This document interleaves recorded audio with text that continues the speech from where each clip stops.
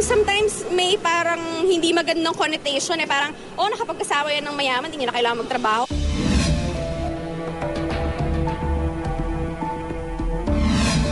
Hindi inakala ni Sunshine Dizon ang mapanghamong papel na gagampanan niya sa kanyang pagbabalik showbiz via Magpakailanman na mapapanood ngayong gabi.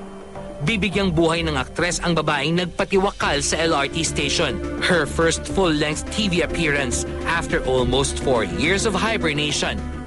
When I accepted this project, parang at the back of my head, I'm going to guest in Magpakailanman. It's nothing big. Today, it dawned on me na parang, yun nga, parang masyadong malaki yung hype.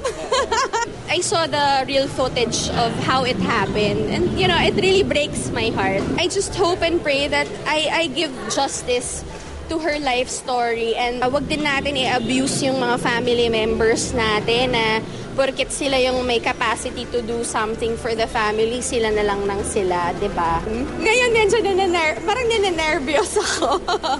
Na medyo na-emotional din ako ng konti kasi parang first time, 2 days akong hindi umuwi. Namimiss ko yung mga anak ko. Hudyat na ba ito ng pagtuloy-tuloy ng kanyang career? Well, I hope so. Yes. But let's play it by ear. Kumusta naman ang mother of 2 kids? Masaya po. Siguro kung hindi masaya, baka mas mabilis niyo akong nakita. Pero nasobrahan ata ng saya. Kaya inabot ng almost 4 years. Doesn't her husband Tim oppose her showbiz comeback? Yun nga yung parang misconception na parang ayaw daw ako payagan ng husband ko. That's not true. My husband is very supportive with all my endeavors. Not only my husband, but the whole family. Ang plano nilang church wedding matutuloy pa ba? Siyempre naman, pangarap ng lahat ng babae yan. Gusto ko, siguro pag dumating yung time na parehong naglalakad na yung mga bata, hopefully my dad can also be there kasi nasa States yung daddy ko, diba?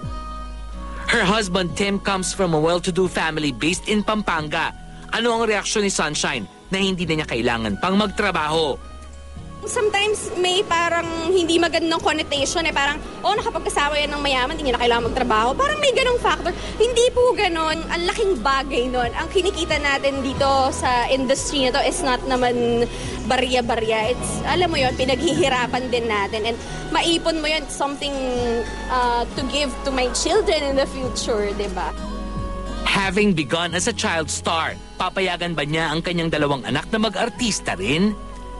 I am not closing my doors, whatever comes. As of the moment, they're still too young to decide for themselves. When the time comes na may utak na sila, they're matured enough to tell me, Mama, I want to do this, and it's okay, then go. Bakit mo pipigilan kung yun ang linya ng bata, diba? As long as hindi lang masisira yung ibang priorities.